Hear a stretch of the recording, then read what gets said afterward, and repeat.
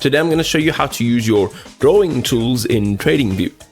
So using drawing tools is quite simple on the desktop app over here. On the left hand side, you'll see these are all our drawing tools. What we want to do is quite simply just next to the main tool, you'll see a little arrow. And here you can see a few more of the tools within that category. So I'm going to click on trend line, and quite simply what you're going to do is click down. Okay, you don't have to hold your click. You're going to come down over here and then you're going to draw your line. What you can also do is if you want to make it dead straight, you can hold in shift, and you see that it's automatically straightening that line when I hold in shift. You can now click again, it'll complete that line.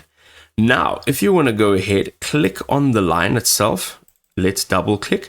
Here you can change the style of the line or any other drawing tool for that matter, as well as the text, the coordinates. So I've put it there, but we can move it about simply by adding in different coordinates, and then it's visibility.